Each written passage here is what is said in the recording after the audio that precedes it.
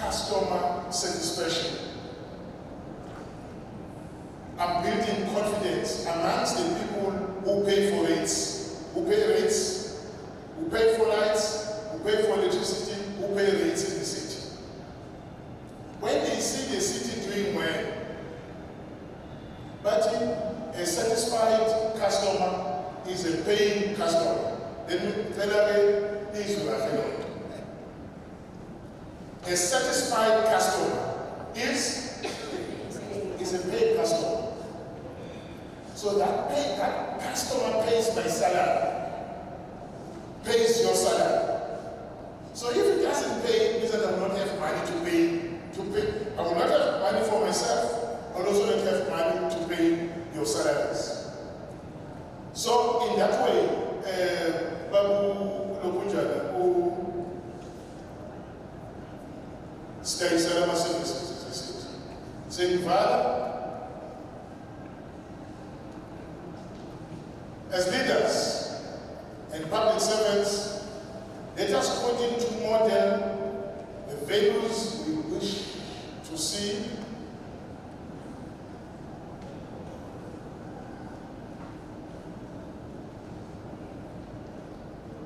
let our performance be our mirror. Let us demonstrate the excellence, discipline, and care. So let us demonstrate that excellence, discipline, and care are not just policies, but daily practices. As we reflect on our progress and the work that still lies ahead, let us remember that customer service is the foundation of good governance. Every act of service, no matter how small, helps to restore faith in government and build a more united, caring, and effective city.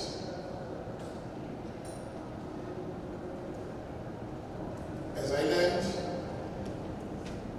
let us continue to build a responsive, people-centered, and customer-focused HMA.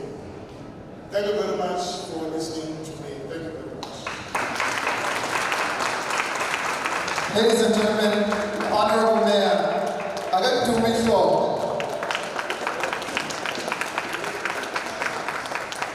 I swear we have the wrong Cyril in Beetroot.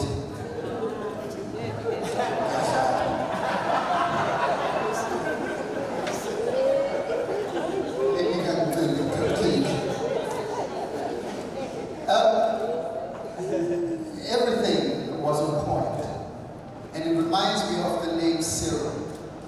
It means masterful. But it means masterful. It's a Greek name, and it means one who can take you through the paces of whatever they're taking you through, and you are with them throughout. But Mayor, you took us from Uksula, Puma 400,000. Now we will call you Ume 1,000 because you've multiplied where we were to where we are, and I'm certain we'll be at 1 million in no time, because I listen to these radio podcasts you do and all these shows that you go to together with Madala, and it's so inspiring to hear you guys say such wonderful things about the work that is done by Masipala in public. That is something that we've missed. Because when people go on radio, but we thank you, gentlemen, for being those kinds of leaders. And he said, why do we gather on a Sunday? We gather to share the gospel. What is the gospel? It is the good news. Let service delivery become our gospel. Let service delivery become our gospel. And when we come together like this, service delivery. I told you it was going to be inspiring. I told you I was getting goosebumps. The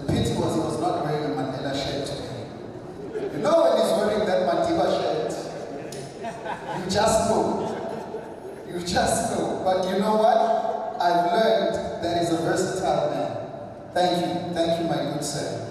When you were talking about Mayor, you reminded me of a quick quote that says, "So let us summon a new spirit of patriotism, of service and responsibility where each of us resolves to pitch in and work harder and look after not only ourselves, but each other.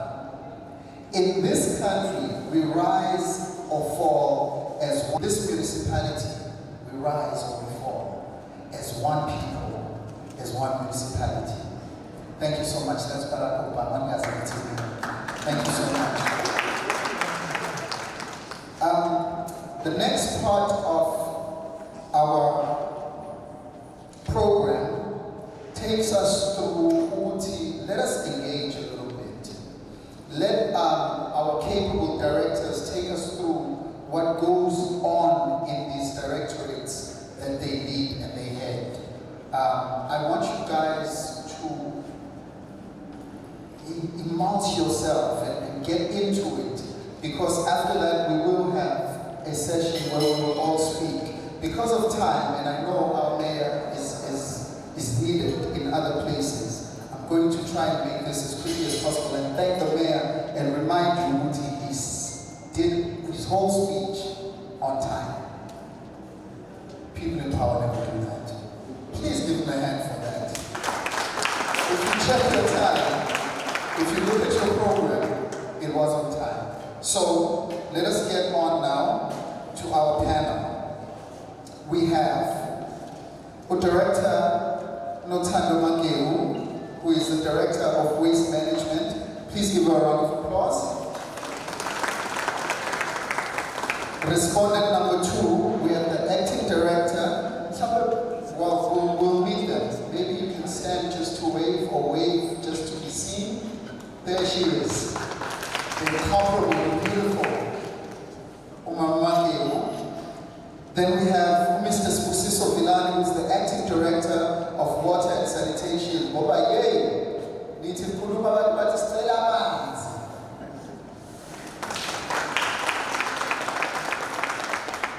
Sicela amanzi. We have number 3, the Director of Energy Management, Mr. Pilani Shamir. Please give him a round of applause. Last but not least, we have our colleagues, our partners, the UIPs. If you see areas that have UIPs, you start to see civil pride in those areas. So we have Mr. Praveen Singh, who's the chairperson of the Glenwood UIP. Please give him a round of applause. And to lead this panel discussion, I have the very capable, the very beautiful, the very wonderful and blonde, Miss Buisi. Also in his speech, and then I listened to Ubaba Madlala when he was introducing the mayor, and then I listened to the mayor, and I started to see the link, and I extrapolated a few words there. And I saw Ubaba also was talking about accountability and excellence, and building public trust. And Ubaba Madlala was also saying the mission impossible and talking about the exclusion.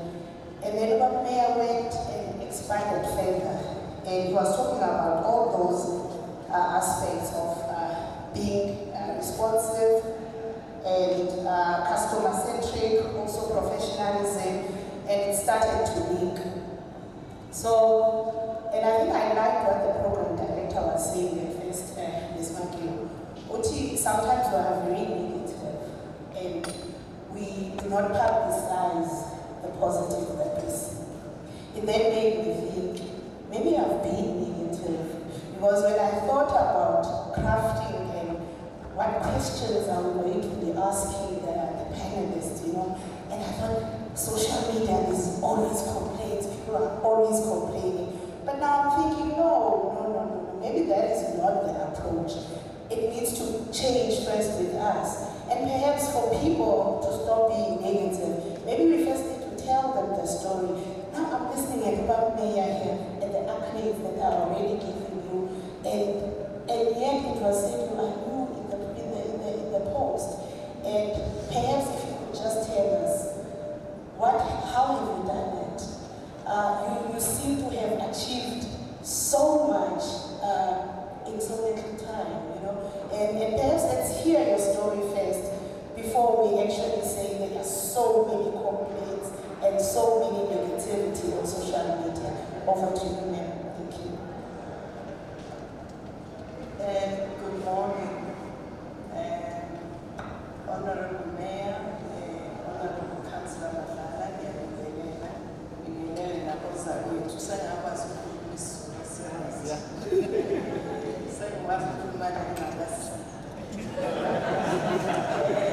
maybe let me start from the beginning. I said to we, mine is a storytelling literary. Let me start from the beginning. We serve at the behest of ratepayers. That is the statement that I put out to my teams. Number two, that was the first point of contact of governance in the city. Cleanliness is associated with order. When it's not clean, then it means we are a very disorganized lot. So that's what I said to my team. So when I first met them, they were all born-again Christians. I've got nothing against born-again Christians. I'm not going to declare my status. But everyone was saying, oh, I love God. And then I asked them, then if we are the body of Christ, which part of the body of Christ are we as CSW? And no one responded to me, and I said, you are the face. So that's the first thing that people see. So it means that you have to present your face beautiful and proper all the time. So we then went to the next layer. The next layer was to look at the staff engagement and resolve outstanding labor relations issues, because ours is people driven. So we did that. I then did the rotation of managers. A lot of managers were displaced.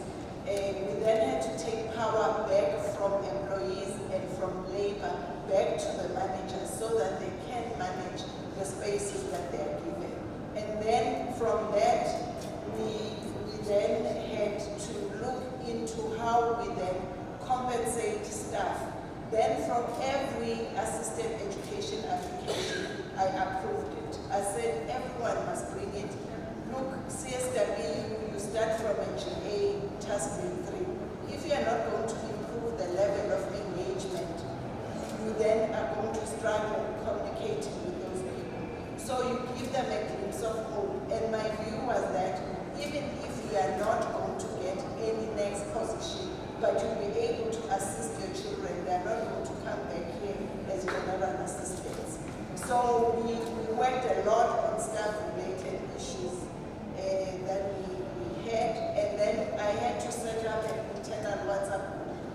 The reason for that was, number one, for the team to learn it and to know how each person thinks, but for them to understand my aspirations and my vision, so that when then they write and say, oh, I comment down, okay, this was service, then I respond and I give a clear direction, and then that is real time. So we then moved to the next layer where we then said open WhatsApp groups with all communities, have your ward councillors and your key stakeholders, so that we can tell them that the truck is broken today, not tomorrow, when you're supposed to collect waste. So it was a real-time experience for customers to know that we are not going to be able to service them at 6 the following morning because we had truck breakdown. But then we had to learn to share our own internal resources. So that was the first component where we had to look at the staff engagement, improving that staff engagement. And then the second element was to look at the working tools. We then had to look at fleet utilization. The mainstay of CSW is your trucks. So I had on the 22nd of December 2022, I remember that day, I had called the managers first, and they said to me, no, you need to call the ACOs. Then you can tell that they are afraid of the next layer of management. So I then said, okay, then ACOs are going to be my friends because they are the depot managers.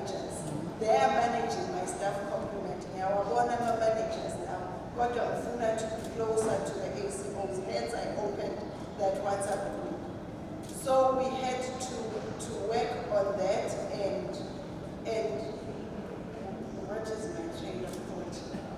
So we had to put up these WhatsApp groups to the communities and make sure that we then report. So when I go to fleet utilization, now I remember, on the 22nd of December, I called this ACOs with the managers.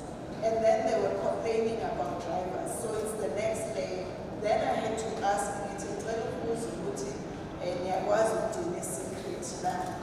and then they looked at me and said, it depends. Truck because by the truck everyone had a truck. Asset owner, I'm the only one who has the delegation for asset ownership. So I'm saying, as easy, you say that in jest, but you also make a point and make sure that you then do the right thing. Then we had to look at the next layer. The next layer was to recall, and that was very painful, to recall the redundant trucks that were sitting in the depots. So each depot had a surplus of trucks, and that's why we had our employees working very short hours, because then it means they come in for 2 hours, do one load and come back. And then they would say to me, no, it's a task system. We went on a lot of fights with labor, and I said, but the task system was based on 3 loads per day. It's not 1 load per day. So we shifted the service standard. We made sure that we collect waste on a daily basis in CSW. So you need to collect on the day that you're supposed to collect and not defer it to the next day. And then the number of hours, we shifted from 2 to 4 hours that they were working to a full day, a full working day. And I remember CM telling me that some of my employees went back to him and went to complain and say, I'm making them work 8 hours. So if there was a way to go out and electricity. Labor, water and electricity.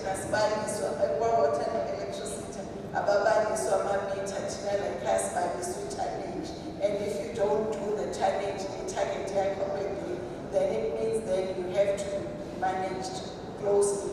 And also the other part that I'm not going to omit, we maybe to close, it's the discipline part.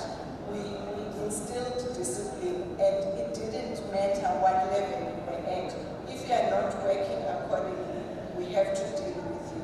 So then the discipline that was appropriated for GAs went all the way up to management, and then they could see that they were changing the culture of how we are working. So basically, those are the key things that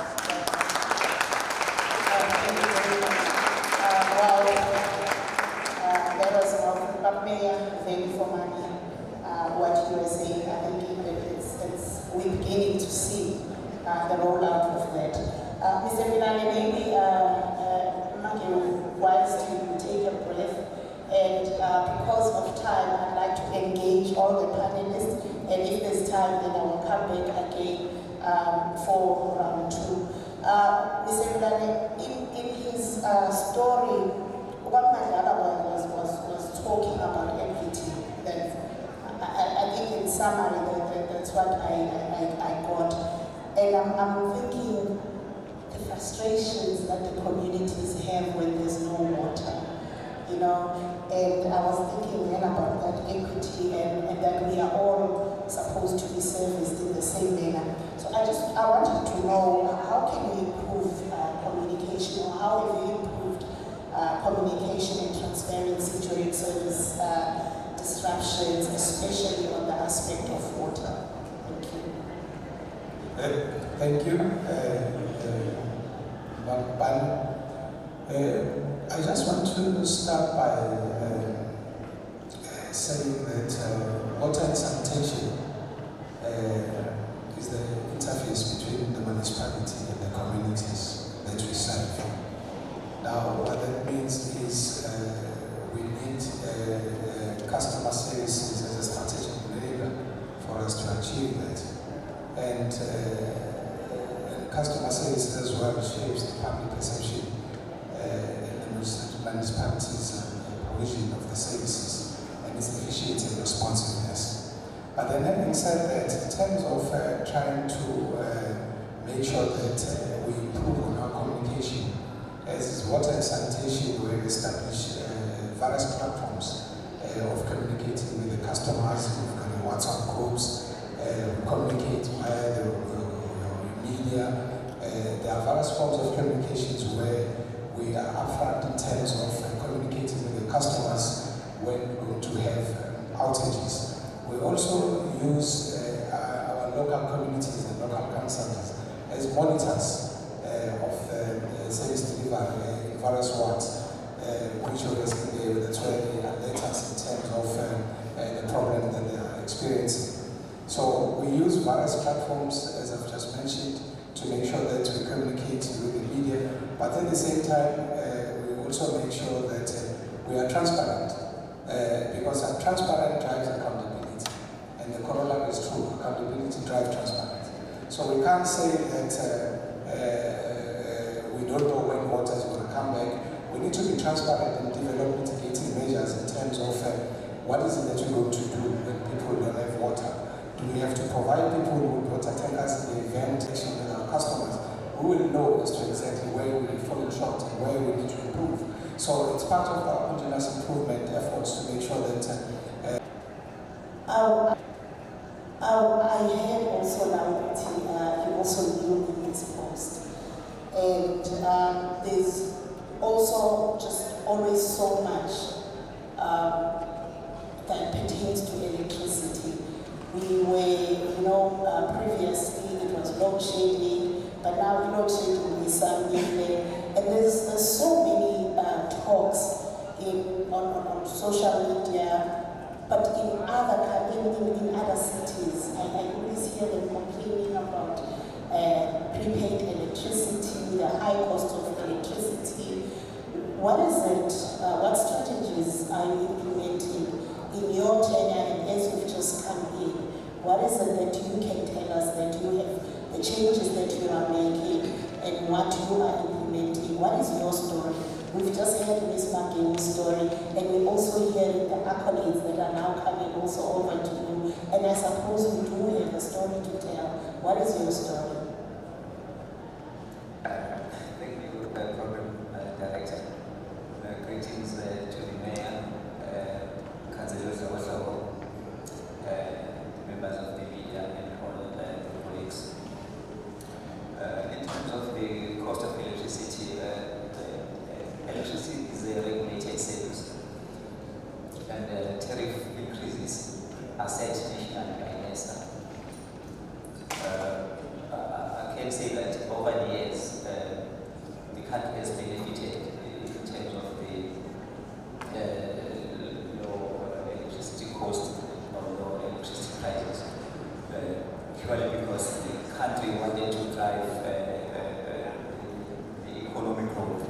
But that is no longer sustainable, which has then drove the increase in terms of tariffs. The tariffs for prepaid and postpaid is the same, so across the country. So in short, the price of electricity is regulated. So no one can say in their area or in their municipality electricity is cheaper than the other, except that as an energy management, we need to embrace the change that has come with the climate change, which has introduced the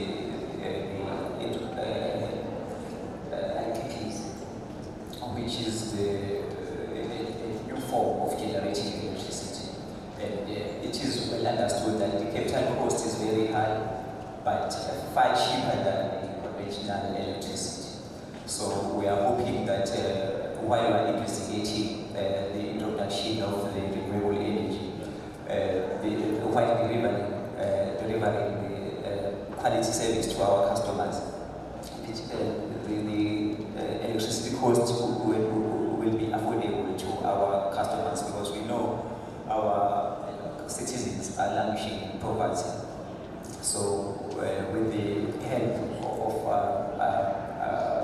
solar introduction, you know that the cost of electricity will be affordable in the near future. But it is work in progress. We're not there yet. We just need to ensure that the service that we render to our customers is of good quality. And when there are outages, we are there to restore supply as quick as possible, because we also know that the cost of unserved energy is very high. So we need to see our meters turning at every minute so that we can generate the much needed revenue. The power outages are caused by a number of incidents, such as uncontrolled excavations. We find people digging anywhere in our city without knowing where our services are. So we hope that going forward with the education that we'll be putting out there to the public, customers and the public will know that they need to ensure that they follow proper channels to understand what is on the ground before they could dig. We also call upon, I know in other countries there is what they call call before you dig, so that a particular service provider or directorate in this case will send dispatch a team that will assist while that will supervise the excavations that is happening as and when that happens. So we are struggling with quite a number of outages on a daily basis, purely because there is so much lawlessness in our country. Every day, there is no day that goes by without criminals cutting our cables. We've then said to ourselves, these copper cables are lucrative to the criminals out there. We're now changing that technology. We are using now aluminium, which has a less scrap value. We see a decline in terms of cable theft. We are also, NCWIL is also facing adverse weather conditions. Our infrastructure gets damaged in the process, which causes a lot of outages. We are then saying to our engineers, we need to design infrastructure that is resilient. We now building our cables at a level where no matter how much water or rain that sinks to our cable will not expose them or disturb them. Like I said, that we are dealing with so much lawlessness in our country. There is illegal connections bypassing our meters. And during the process of illegal connections, our equipment is damaged in the process. It is unsafe for our staff to go and work in areas where there are illegal connections. Thank you very much. I think perhaps one day you would need to have that conversation, especially on the lawlessness. There's a lot of damage that it brings, and somewhere on the education and awareness programs that we need to bring. And that brings me to you, Mr. Singh, to say the municipality then perhaps needs to partner with the citizens. And Ubab Mayor, Ubab Madala spoke about customer-centric, and I'm thinking what lessons then can we be getting from community engagements that can be applied to strengthen customer service cultures across the municipality, where we involve the citizens, where we partner with citizens. Is it possible? And if it's possible, then how can we do it? Thank you. Thank you, moderator. Thank you, moderator. And greetings to the mayor, councillors, and everyone attending. I think it's very important that you contextualize these urban improvement precincts. The urban improvement precincts actually fall under the special rating area policy of the eThekwini municipality. And it is one of the mechanisms that is used for community engagement. And everybody knows, you've got the ward committees, you've got the community structures, and the councillors as well. and Residents Association that we are all aware through the media, the municipality is open to actually engage with. I think the UIPs must not be underestimated on the basis that it's a voluntary initiative by residents who are saying we want to partner with the city because we see the cities, the municipalities, as progressive and committed to the delivery of services. Now, in so doing, we also need to deal with the elephant in the room, in which there's always criticism about government, which is legitimate at some point in time. There's all throughout the country, and these urban improvement precincts as well are also emerging throughout the country. So you've got them in Sandton, you've got them in Cape Town, and in Cape Town, it's actually wall to wall. Okay? And it is just opportunistic that in Cape Town, it's very interesting that the anecdote is that Cape Town is always good because who's in charge? But it's not true. It's actually civil society organizations that are engaging with the municipalities. And equally, in the Itiquini municipality, okay, there are UIPs. There's about 12 UIPs. Not only started now, started about 5 or 10 years ago. The municipality, through its economic development unit, has provided the necessary support. And that's why we are here where we are. Are there challenges? Yes, there are challenges, but they are not unsurmountable. And I think at each time, and I think as Ubaba Kola had indicated, that the soft issues, such as attitude, is very important. Because if we go around saying that as residents and ratepayers, so we pay rates, and now the municipality needs to do what you need to do.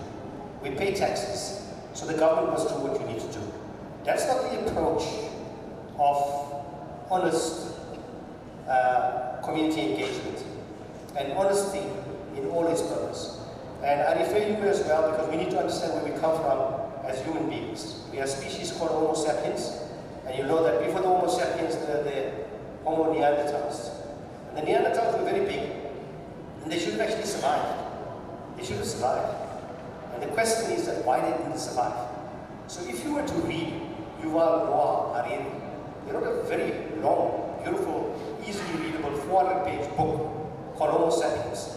And he said this one thing that separated Homo sapiens from any other species throughout history.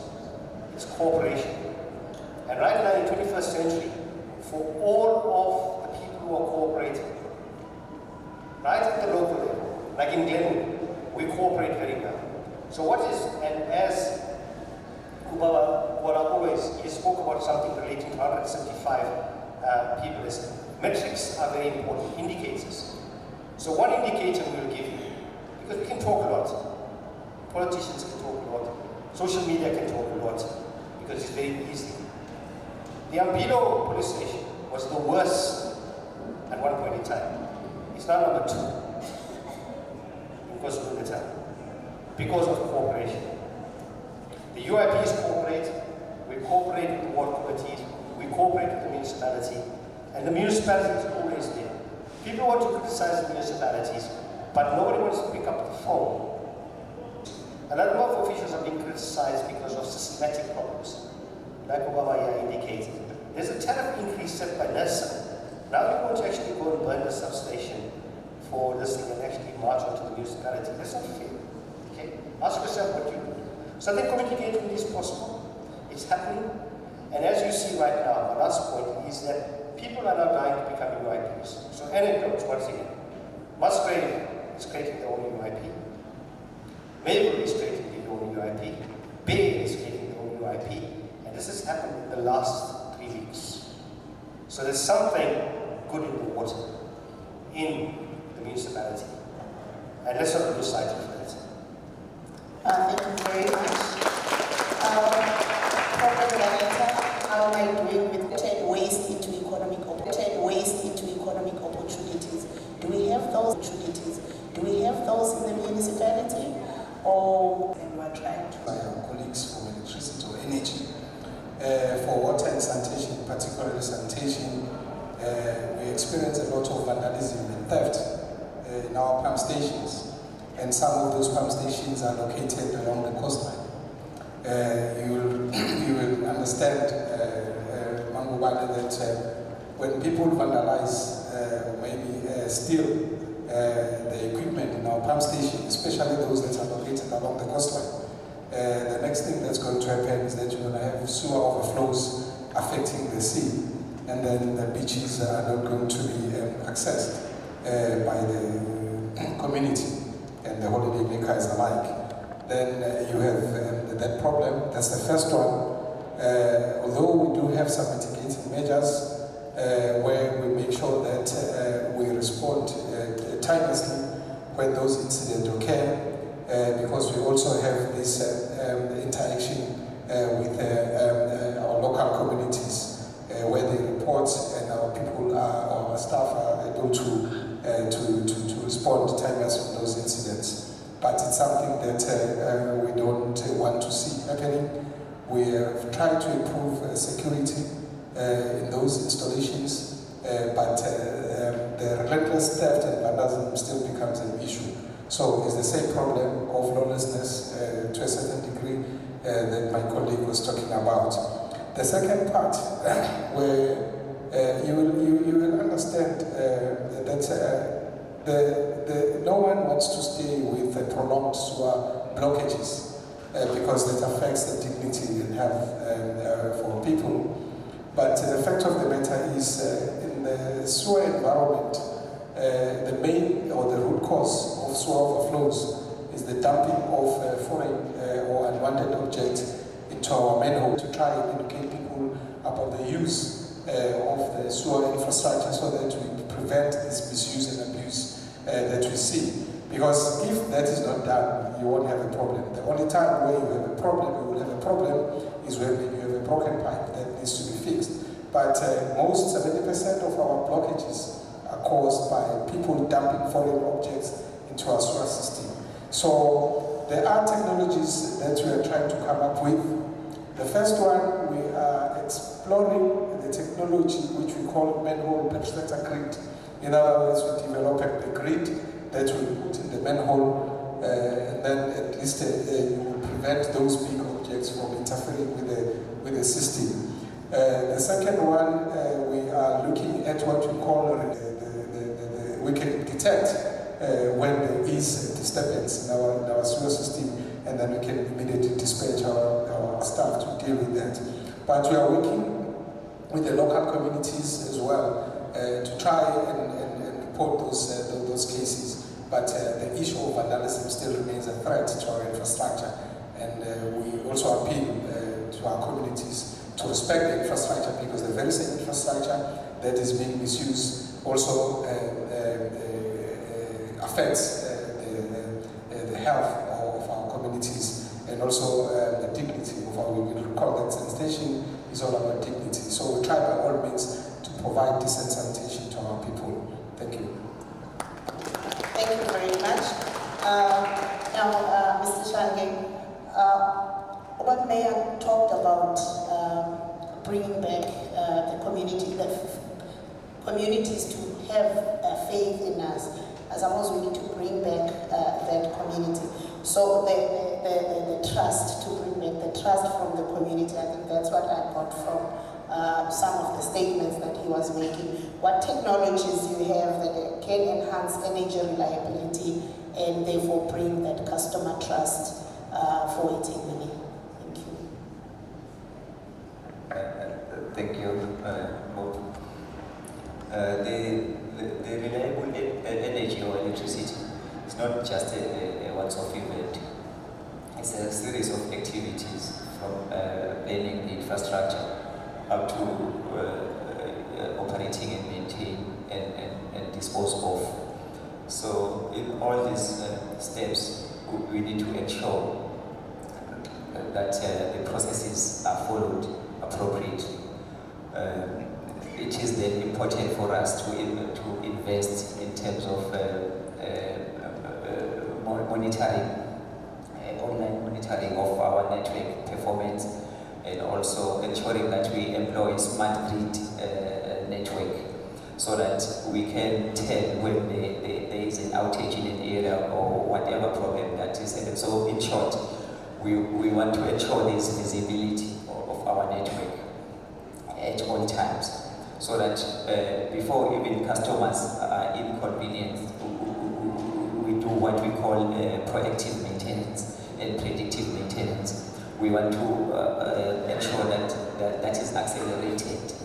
We are also ensuring that we make it difficult for our substations to be accessible by criminals. So the forced entry to our substations will be limited by the technology that we want to employ. So with all that combined, it aims at ensuring that there is a reliable network at all times. With that, surely the customers will be happy to pay for our electricity or for our services, because there will always be a flow of current to their homes. And at the same time, the municipality, as Mayor was saying, that he is a salesman, so we'll definitely then be able to collect the much needed revenue when the meters are turning at all times. So there's quite a number of things that we want to employ, such as outage management. Outage management will also assist us in terms of trying to restore supply remotely when there's an outage, before we could dispatch the crew to do further repairs.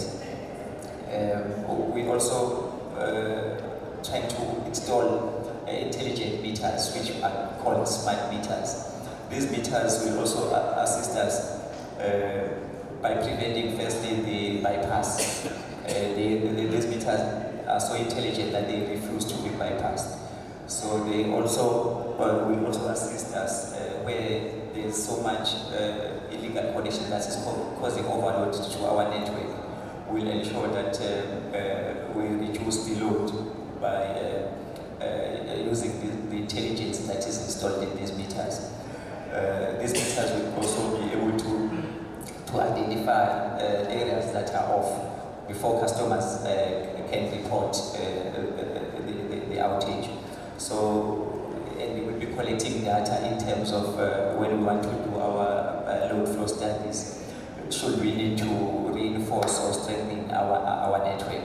So there's quite a number of tools that we want to employ going forward that will ensure that our customers are not inconvenienced, and will then be able to advise our customers before the outage could happen that there are system constraints, and we would want to work on the network before it goes off, so that they can plan their life accordingly. So there's so much in terms of digitization again that we have embarked on. I can say a lot about digitization, but I'll stop it there. Thank you very much.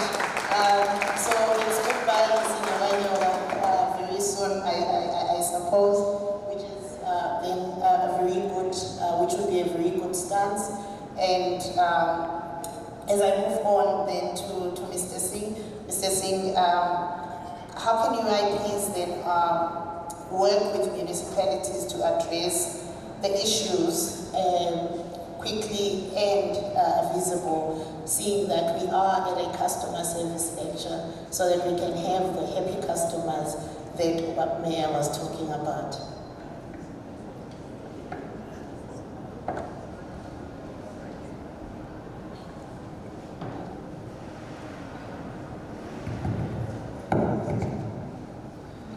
Thank you.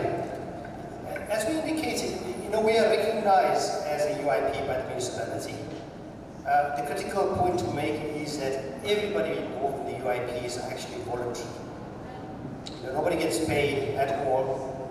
And I think it goes without saying, and where the majority of the ratepayers are, they may likely represent half of the population. And perhaps we need to actually have dedicated line function mechanisms, Because almost immediately, as an example, I can give you anecdotes. When the trucks break, the DSW trucks break in Glenwood, we go and actually pick up those things so that the businesses don't get upset. Okay? At one time, we used to actually travel right around UIP, their neighbors.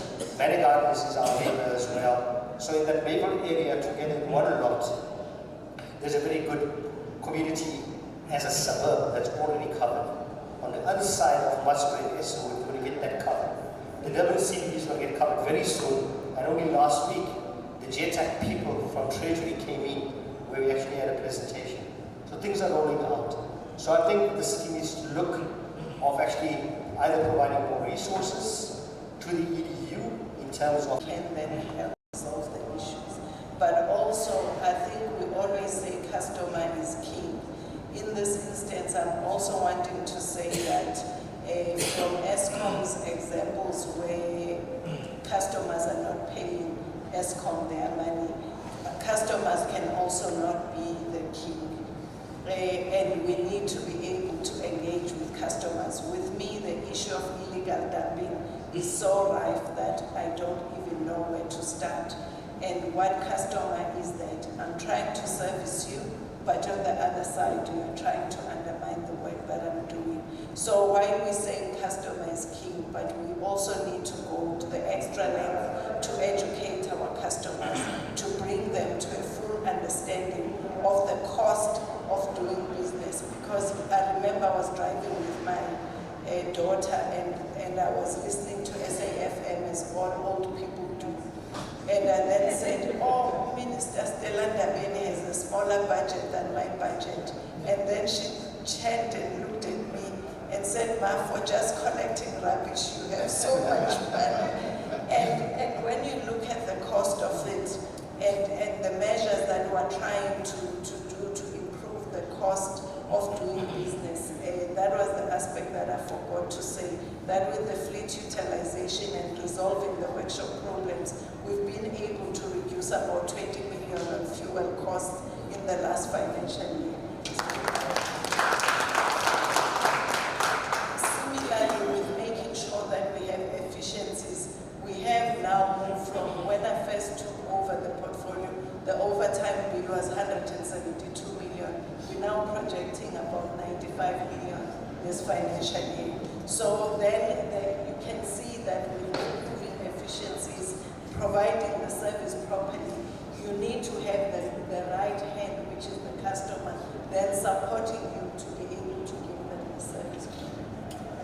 Thank you very much. I think that deserves a round of applause again. Value for money again, which is what Uber Mayor was preaching this morning. Mr. Vilani, your final words? Okay, thank you. So us as water and sanitation, the main pillars of customer service and excellence that we try to practice. Number one is responsiveness. What do I mean by that? We want to make sure that we provide timeless response to the complaints from the customers. We also want to make sure that we acknowledge those faults in transparent in trying to resolve them.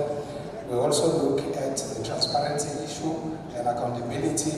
We also look at providing people-centered services, because without us showing some empathy, especially when you're dealing with sanitation, which affects the dignity of the people, you need to be sensitive, you need to show some empathy, you need to conduct yourself in a respectful manner in terms of dealing with those things. We need to improve on our communication with our customers. We also, at the end of the day, need to provide a good service quality to our customers.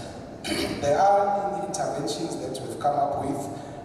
We are trying to insource plumbers from the local regions so that we can improve on our response time.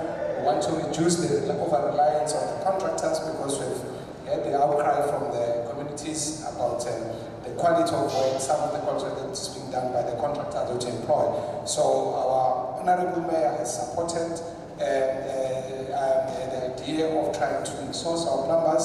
We're trying to purchase our own water tankers again, to reduce over-reliance on external contractors, because that has proved to be very much expensive. So we are trying to be more financially sustainable in line with the reforms that we are undertaking. So there's a lot of things that we are trying to do to improve the level of service within our people. Thank you. Thank you very much. Mr. Shani, your final words?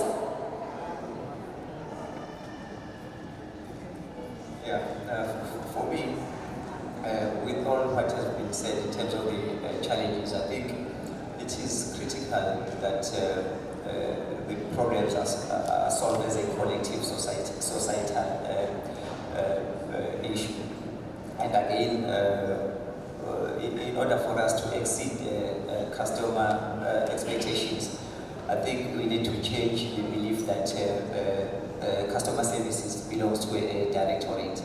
We are all here to serve our customers, so we need to serve as a collective, and it is a shared responsibility by all of us. So, like Babu said, that a satisfied customer is a paying customer. We need these revenues to be collected. So a customer must not be inconvenienced. We all need a one-shop stop to solve issues that customers brings to us, so that they can be able to pay accordingly. Thanks. Thank you very much. Mr. Singh, your final parting words? Yeah, as a UIP, we almost represent civil society. Okay? And I think you talk about customer relations, the point of view of a statute. The next point we have to make is that, change throughout the world, throughout the centuries, have taken place by a few.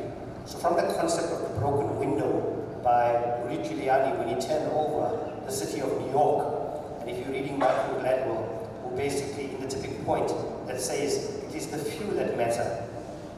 It's the few that matter, not the majority. And the few has got to be me. I'm the few. The few is you.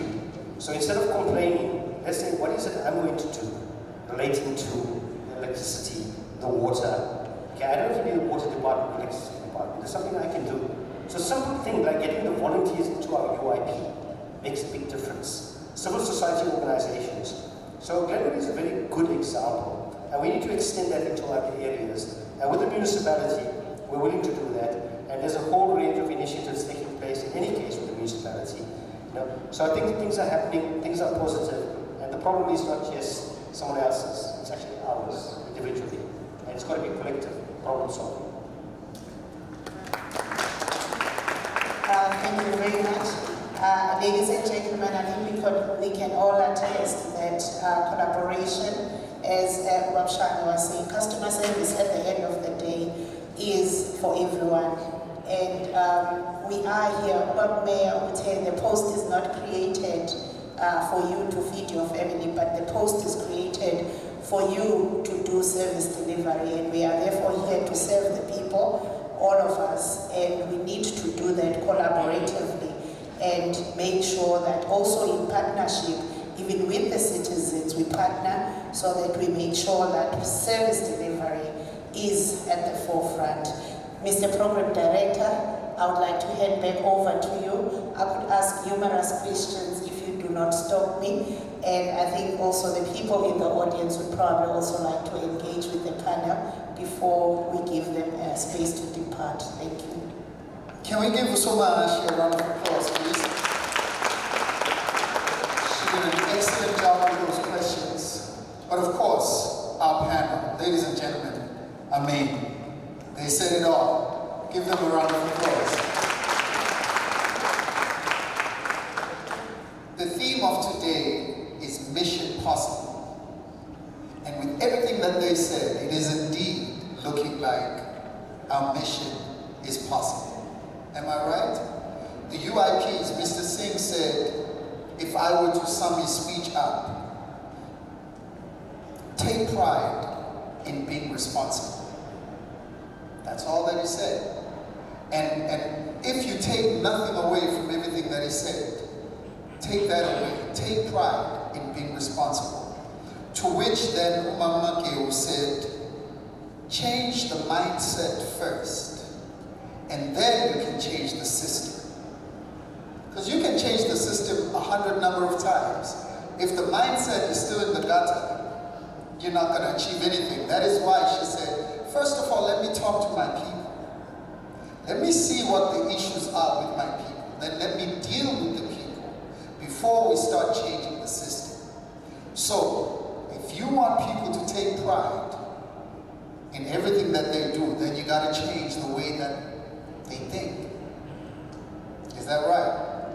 And now electricity, together with water, said, well, if we can change the mindset of the people, we don't mind coming up with innovative technologies to assist in service delivery.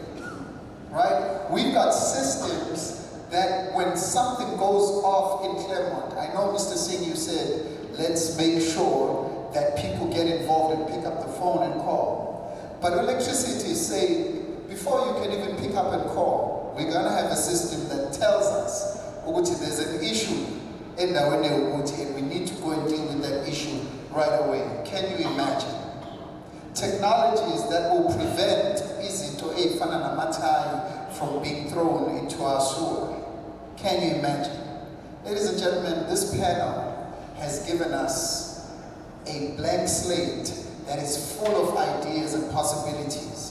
I really want to, again, just say thank you so much for everything that you said. Can we give them a round of applause? Into ezobonaswa kamamagiu nizwe kahle ukuthi ama-savings anjani. Show us the money. We're excited for the things that you guys do. We're excited for these technologies that you are coming up with. I wish a whole lot more community organizations and people in the communities were here today to hear this gospel that we were talking about this morning earlier on, about how great the work that we do is. However, I'm going to open the floor and take questions. And I'm going to, because I've been given power, by the way, I've been given power today. I'll say let's pose the questions to everyone that we would like to pose questions to, not just the platform over here. I'll be down there with the roaming mic, and I'll ask Mrs. Bui to assist me with sharing the mic like Tingega Corner. We've already got a hand, and let's get the show started. My good sir, just state your name quickly and then go to the question. Oh, the name is Richard Sharma, Sierra Territory. I've got two questions. I hope this is not. These solar panels, when their lifespan is coming to an end, it's very difficult to dispose. And it can cause a lot of environmental damages. Already, we have a Germans complaining about that. You know? So the question is, do we have any plans? Gas specialists, analysts will assist in that as well. Thank you so much.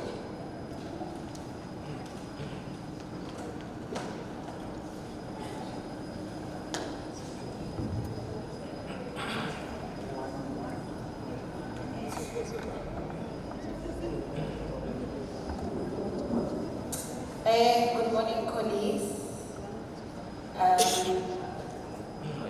My name is Tokozo. I'm from the CRM Directorate. My question will be more directed to Baba Pilani as well as Usbusiso. So in our centers, we're receiving a lot of customers that are coming in after having reported faults relating to water or electricity. They've got the reference numbers, but you find that the jobs aren't being done. So you have customers coming in second time, third time, fourth time around, and they're saying, this job was reported, I've got the reference number, but nobody has come out to site. I've still got a persisting issue where there is water or an outage of electricity. So it's an ongoing issue. So I want to find out what are the measures. Is there a way that the units or the directorates measure work being done out on site? You know, because you find that jobs are being closed without the job actually being done. So what are the measures that are in place to ensure that we are not receiving those types of customers and that the jobs actually get done within the turnaround times that are approved by the municipality? Thank you.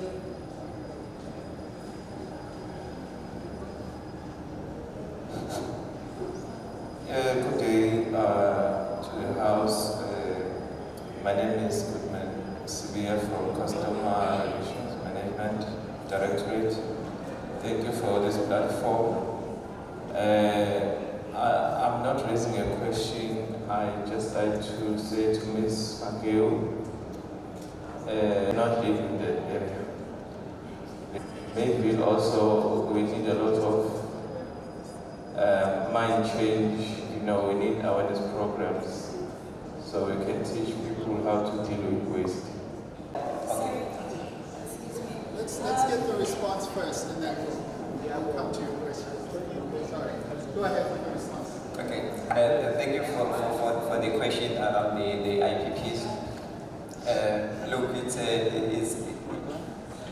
a new territory for all of us. And during my school days, we did not study about this technology. And all the engineers that I have in my directorate also did not study the same. So, which is why our Minister of Electricity and Energy has approved Section 34 for us then to procure these services through the IPPs, because they will fund the construction of the solar plants and gas, because we don't have the capacity. And they will also maintain, obviously they will transfer skills. Currently, the IPP program resides outside of my directorate. It is with ECOD. And part of ECOD, we have environmental scientists. So they will take care of your latter question in terms of the when you discard the panels after their lifespan. Surely there is a way, because it is their field of their expertise in that field.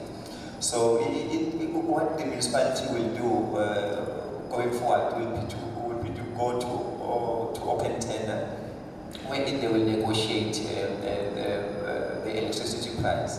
So they've got a power over the IPPs, because it's an open tender. So one way or the other, some will come very cheap.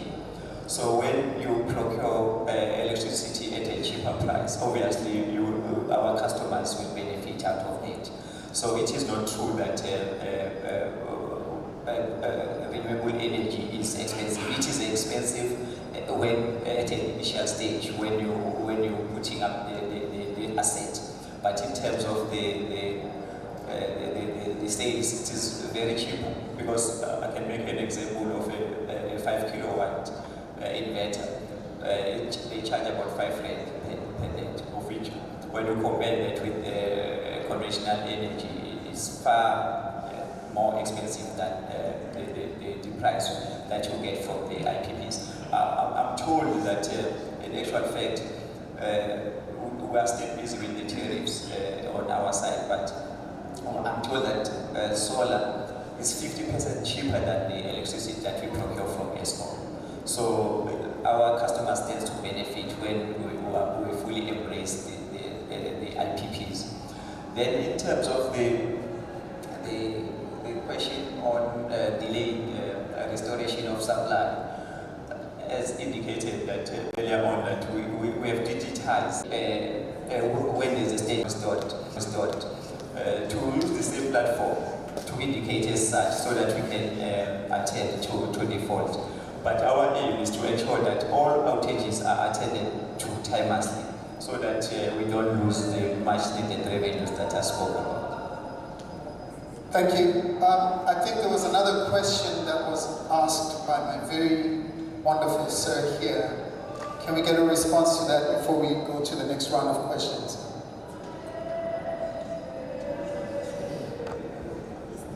No.